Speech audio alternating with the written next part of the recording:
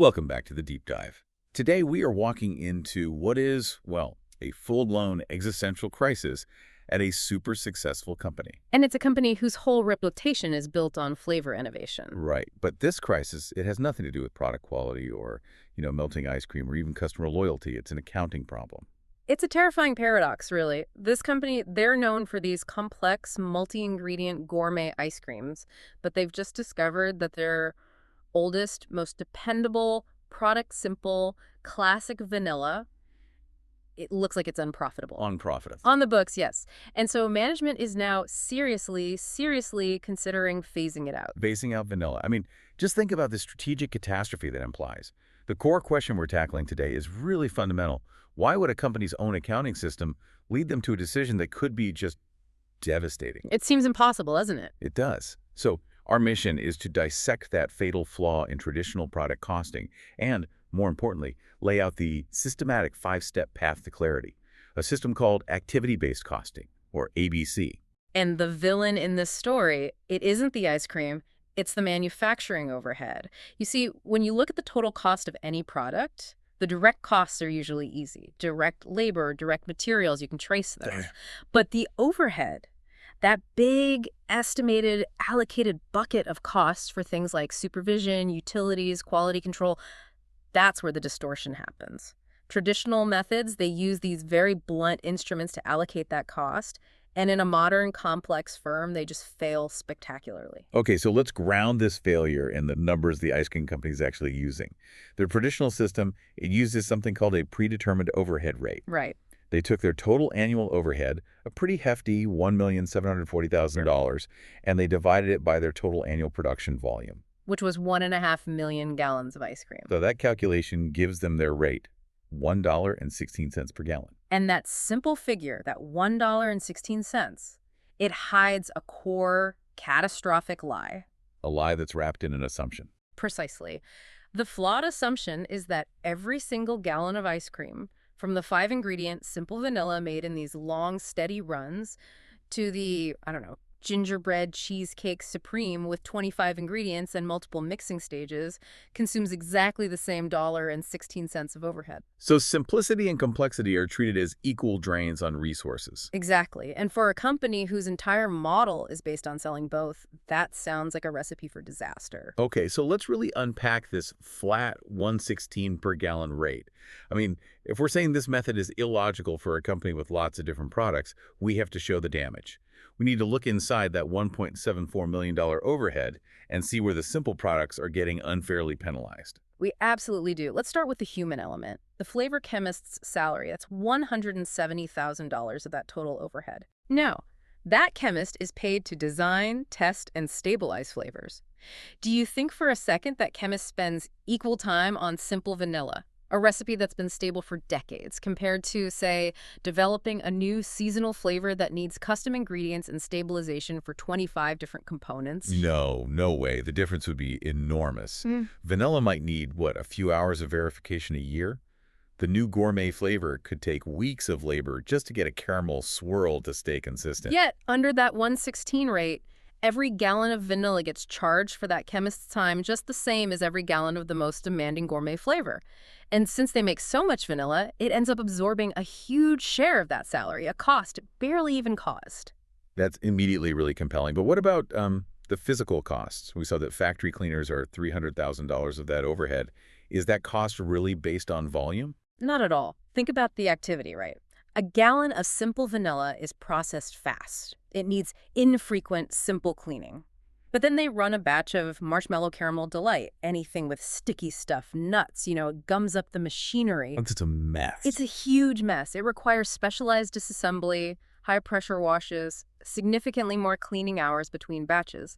That complex product is generating a huge chunk of that $300,000 cleaning cost. And the simple product is footing the bill.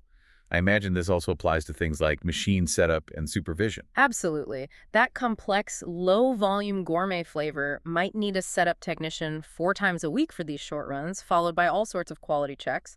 Vanilla, on the other hand, it just runs for days straight without any interruption. So the setup cost per gallon for vanilla is minuscule. Tiny. But for the gingerbread cheesecake supreme, it's enormous. Right. By averaging these costs across all gallons, the traditional system guarantees that the low-cost product pays for the high-cost product's complexity.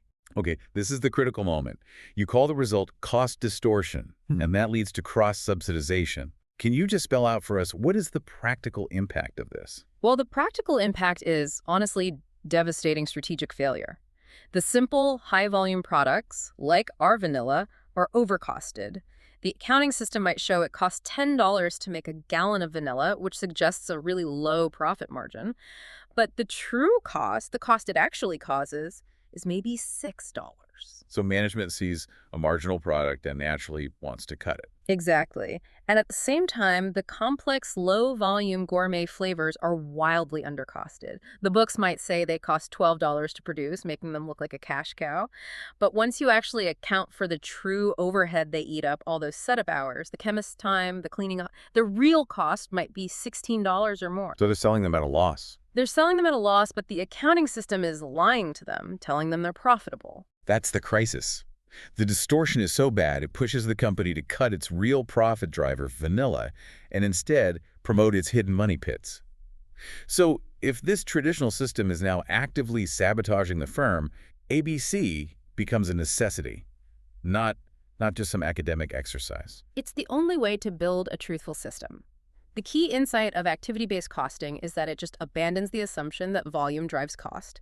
Instead, it identifies the specific business activities that create overhead and then assigns costs based on the actual consumption of those activities. It links cost to cost. That's the phrase, you link cost to cause. Okay, that's the philosophical shift, moving from gallons produced to activities performed. So let's talk methodology.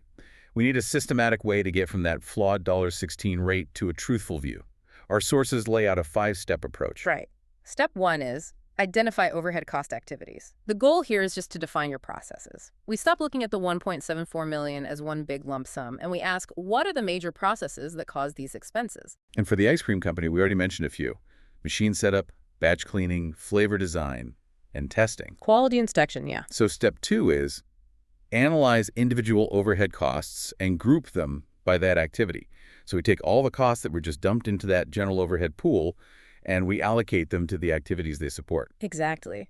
So that $170,000 flavor chemist salary, it isn't just salary expense anymore. It gets grouped entirely into the flavor design and testing activity pool. The $300,000 for cleaners goes into the batch cleaning pool. You're organizing costs by the work being done. Okay, and this leads to the real turning point, I think, which is step 3.